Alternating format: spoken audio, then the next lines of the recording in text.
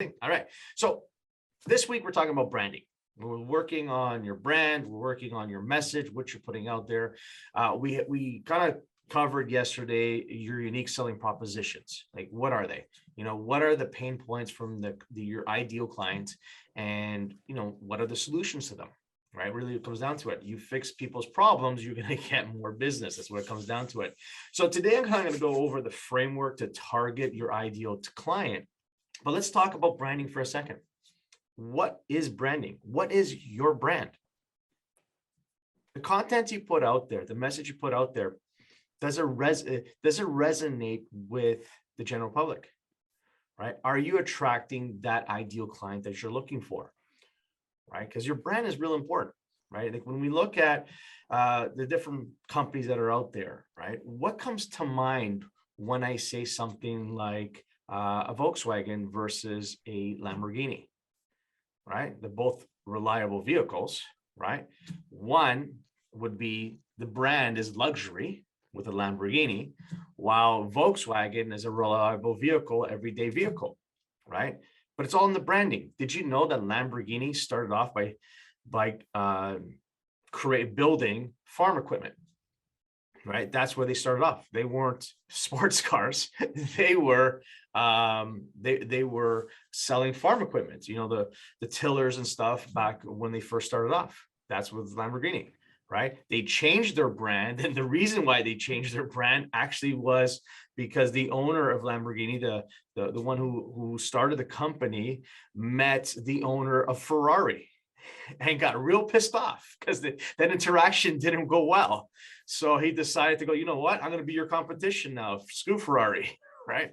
So that is a true story. If you look it up, the history of Lamborghini. So your brand, what's the message that you're putting out there, right? When you look at even the simplest thing as your logo, right? Is there a message within your logo, right? Or is it just, your picture, which is nothing wrong with your picture. You are by all means, you're the company, you are the company, right? But what's the message that goes with it?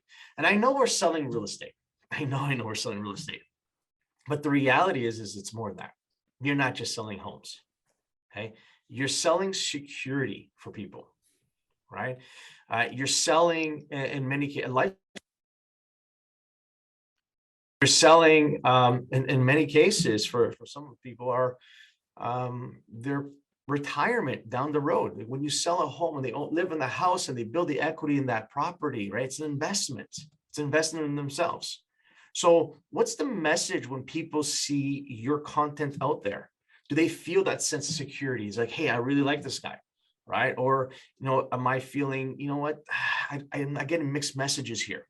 So consistency in your brand is key, right? When you look at something like, I'm going to go back to the car example.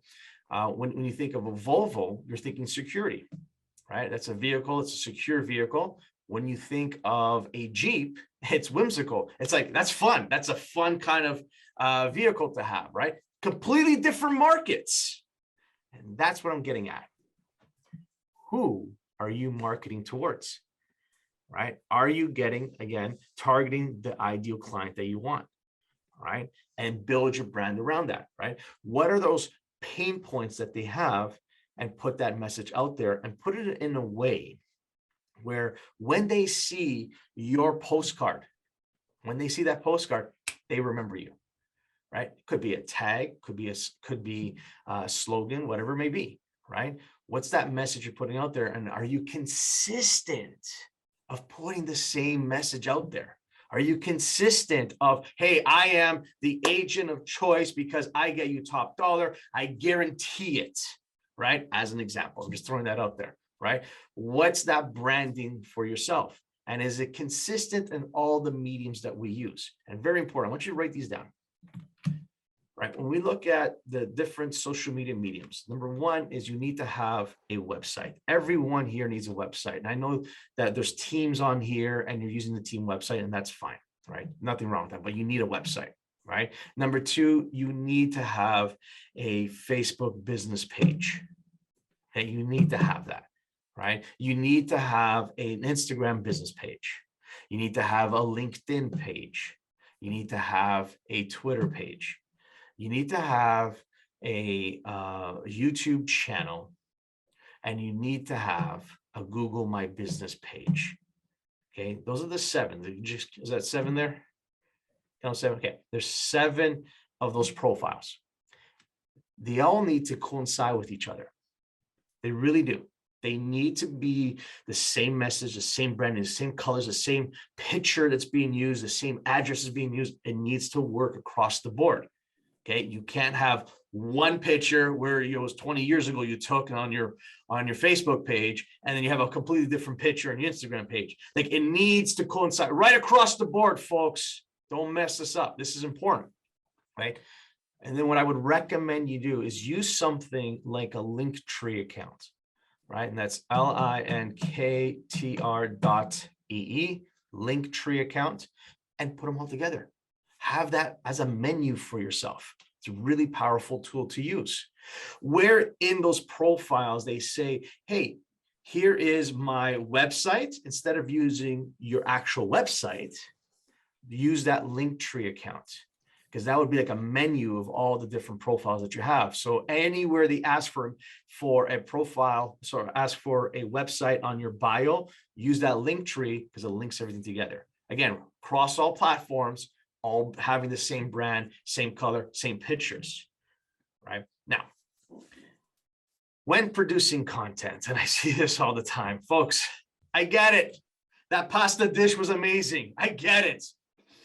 Okay, now, unless you're talking about that particular restaurant and you're tagging the restaurant so that you can have the information put out there, and anyone that's following that restaurant, sure, use that. But come on, the message you're putting out there, what's that branding? Because that's all branding. The more content you put out there, what are people thinking about you? Right? Be very careful with that. Now, I know some of us are political, some of us are Republicans, some of us are Democrats, and our Canadian clients are liberals and conservatives. Totally get that. Who cares? Right? Because when you start putting your political stuff out there, you're offending someone out there. So be very careful with the message and content you put out there. Okay. Right. So be very careful with that. So what's the message that you want to put out there?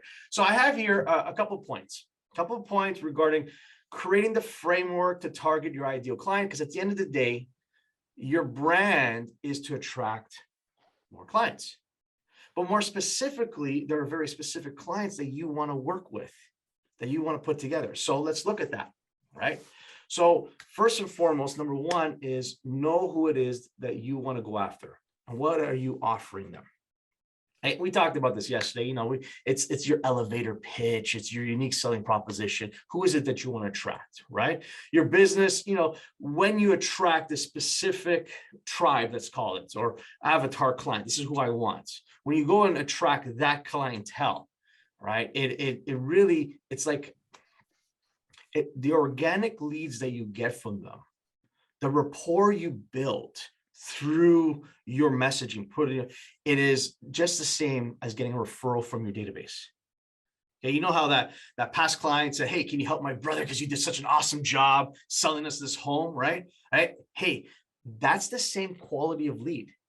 It's not like buying Zillow leads, or not like buying bold leads, right? Online leads. You get really high quality leads organically when you attract your tribe, because they see you, they watch those videos that you're putting out there, they see the content you're putting out there, they're going on all the different channels and like, hey, I really like this guy.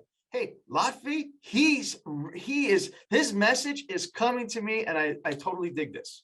Right? Moxie, I love her vibe. I love her. I love what she's putting out there, the content, and you're attracted to them. They're attracted to you. Sorry, right? Your business attracts your vibe. You attract those that want to work with you. To be honest with you, it's almost like getting qualified. It's like the qualifying process is getting done ahead of time, where you're only attracting people that want to work with you, right? Who are like-minded, who are like you, right? Number 2, I wrote down, is know the type of client that you want to work with and create those different types of avatar. You want to know their price point. You want to know, for example, are you want to track what type of profession do you want to attract? Are you looking for targeting military people? Are you looking at targeting, for example, teachers? Are you looking at targeting construction workers, because it's construction market, right? So who is it that you want to attract, right? What are their current housing situation that you want to attract?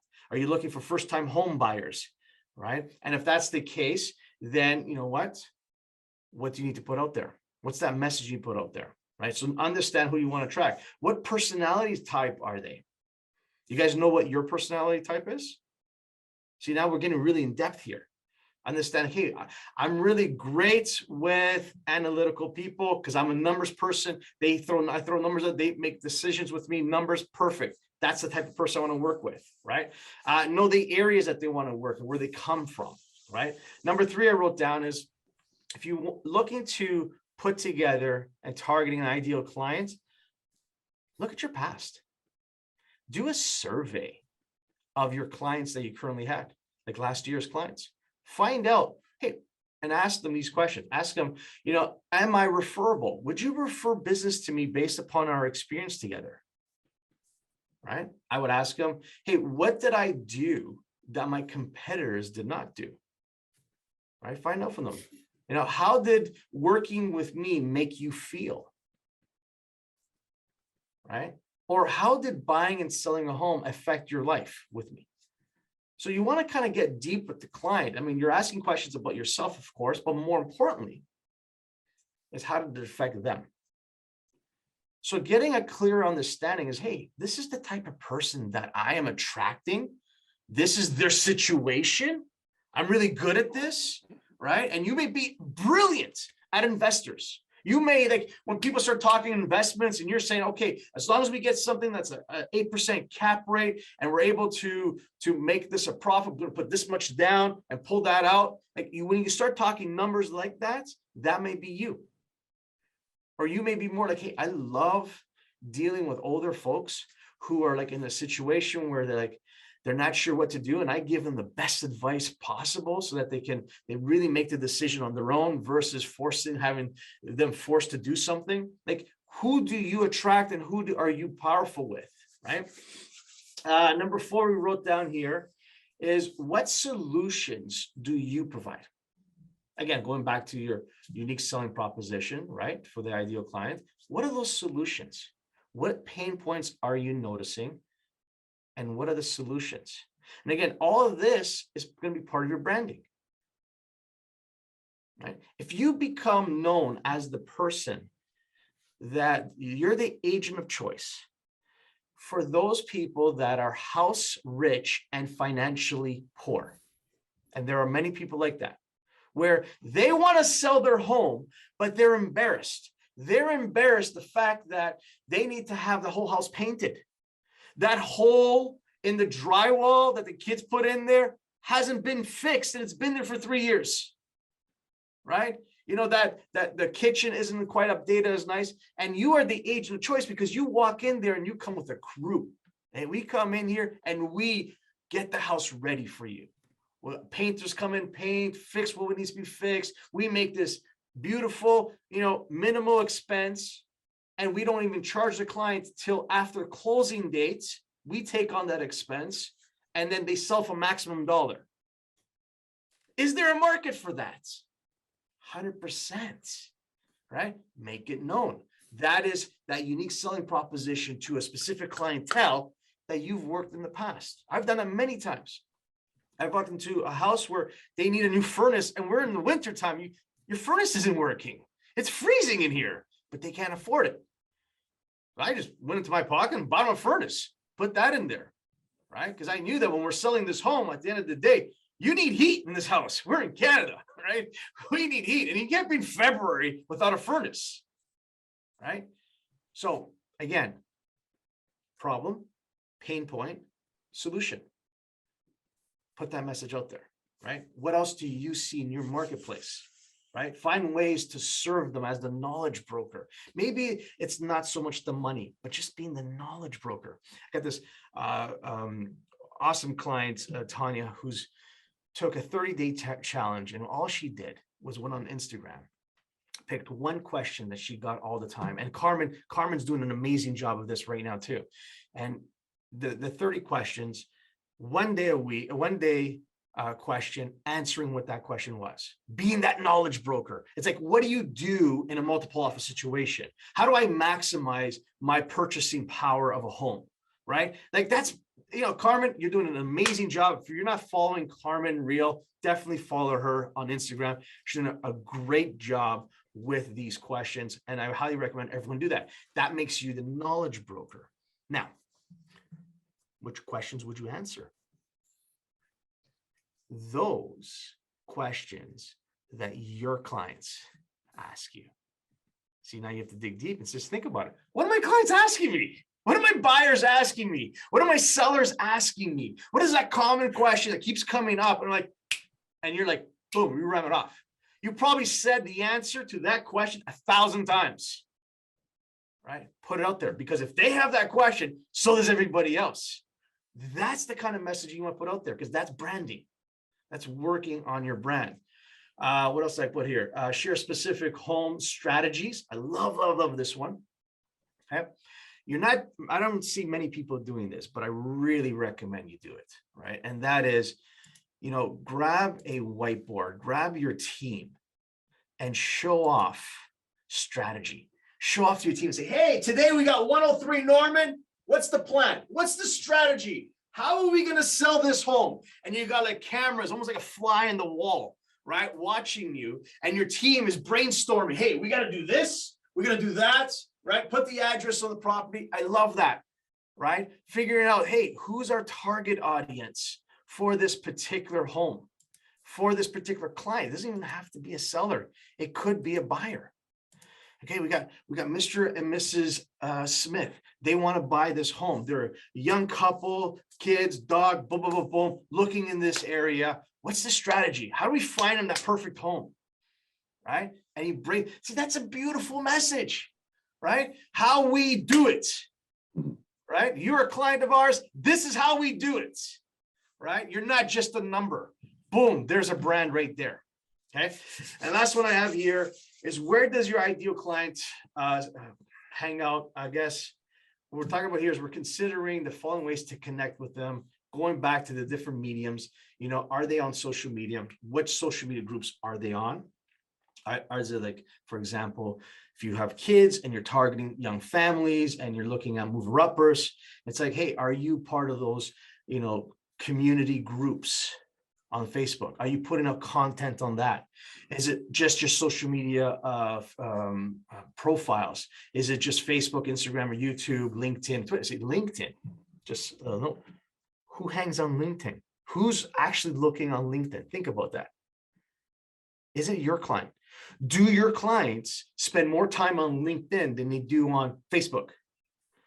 Right? Again, very important to understand where they're coming from. You need to be spending time there. Like, you may be an Instagram person. You love Instagram. Yeah, Instagram. But your clients, the area you work, the geographical farm that you're in, is more of a LinkedIn kind of geographical farm. The people, because the association that you're in, the circles that you're in may not be the same ones that you sell in. Right? So understand, that's why we try and use all 7 profile, the major 7s. Print that as well, put in some success stories, right? And of course, banner ads online. And of course, my favorite, CTA landing pages. Everything we're talking about here needs to be a way for you to collect data.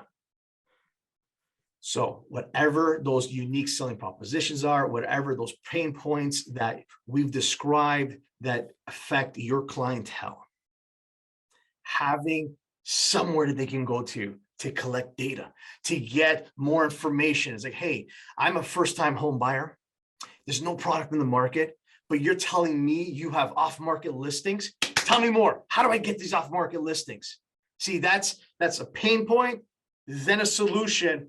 But where do they go to get that information?